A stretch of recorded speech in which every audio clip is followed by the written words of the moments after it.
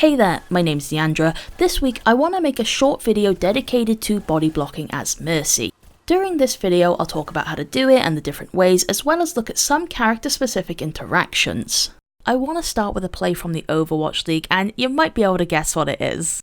This is a clip from a Shanghai Dragons match involving Coma on Mercy and Deeding on Pharah. I absolutely love this clip, and I think I'd be doing a huge disservice if I didn't show it, so here you go. Rush is going to be layered in.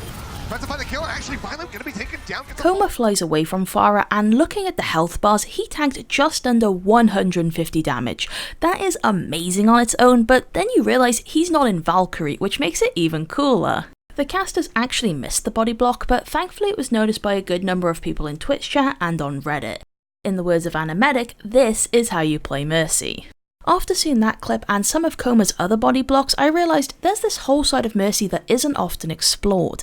To make things easier, let's split body blocks into two categories, one's during Valkyrie and one's outside of it, which we'll start with. So the gist is, Mercy flies to an ally, stands in front of them, takes a bit of damage and flies away while regenerating the health. Before going into depth, I just want to say I personally play with Guardian Angel prefers beam target disabled, and from what I can see it looks like Coma does too, so all of my tips are going to be catered towards that. A common guideline for positioning well as Mercy is to generally not play near teammates. You should use corners for cover, then peek when needed to avoid beam breakage. Body block throws this out of the window, and because of that you need to be cautious, confident, and ultimately do it in moderation. Despite going against usual positioning rules, there's still parts of Mercy's kit that make her great at body blocking, such as Guardian Angel's short cooldown and her easy to trigger self-heal. Plus, with Mercy's lower healing output, downtime where your injured ally isn't taking any more damage is crucial, and by blocking, you can personally manufacture it.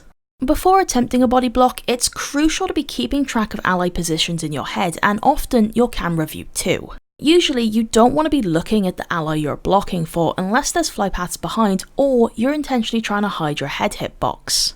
Instead, you should look at allies that can allow you to escape if needed. For example, in this match on my account Sombrero, I do a really nice body block on our Pharah, but I keep my camera focused on her. I only turn around after I've started taking damage, not before, which meant I had less time to react and I easily could have died while flying away here.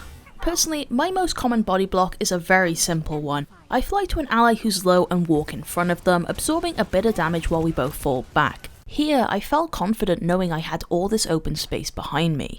As I flew to Hanzo, I saw him get knocked up and heard a Wrecking Ball voice line, so I knew who was attacking him, which also aided the decision.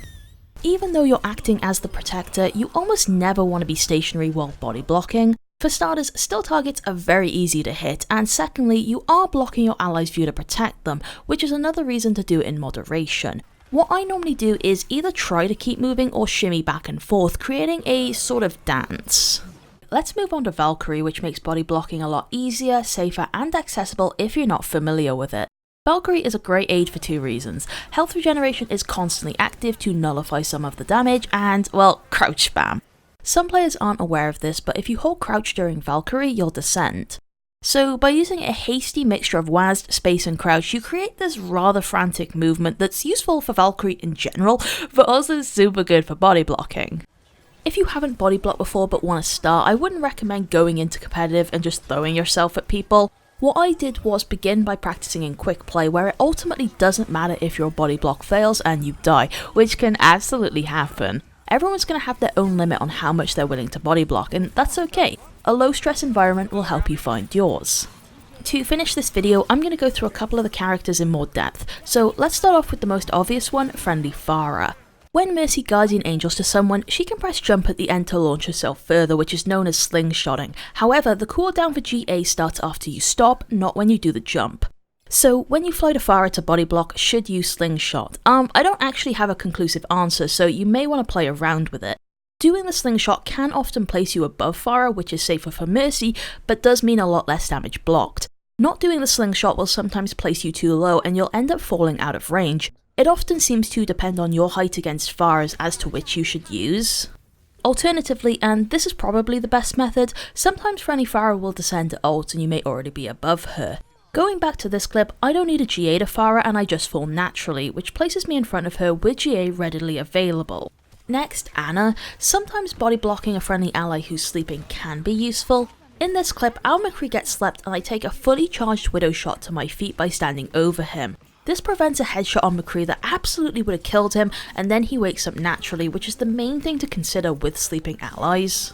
Sleeping targets wake up by taking any damage or on their own after 6 seconds. While they're snoozing, your team is essentially fighting a 5v6, providing no one else is dead. Having a player out of the fight for 6 whole seconds is actually a really long time in a game that's so fast paced and where numbers are so important. What I'm trying to say is that sometimes you want your ally to take damage so they wake up, and a lot of teams will try to one-shot enemies that are sleeping, which is obviously super dangerous to tank. Plus, a lot of Anas tend to follow up on Sleep Dart by throwing Biotic Grenade, which can hit you too.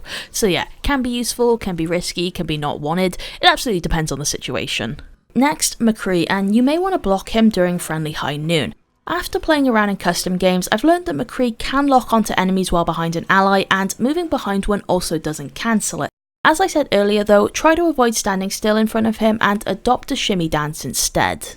I think the biggest concern with this would be Genji's deflect. If you're standing in front of McCree, he might not see the animation or listen to you if you tell him, so maybe only do it if it's guaranteed down or Genji's out of the fight. Although in this meta, you're not seeing him much anyway. Next, Mei. Oh boy, this one's extremely dangerous but super satisfying. It's when a friendly ally gets frozen and you dive forward to take the icicle shot, which then gives your ally enough time to unfreeze. Gonna be honest, I probably wouldn't attempt this in competitive unless I had the confidence of the gods, so I don't really have any tips for this one, but you may want to play with it.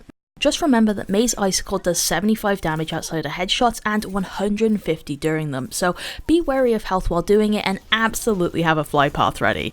One tip my friend Army Athalia suggested was jumping during the icicle to make it a body shot, and that can buy you and your ally some more time. And there we go, that's just about everything I had to say on this small fun subject. Thank you so much for watching. I'm currently doing VOD reviews as part of my $5 Patreon reward tier, so feel free to check that out, and have a nice day!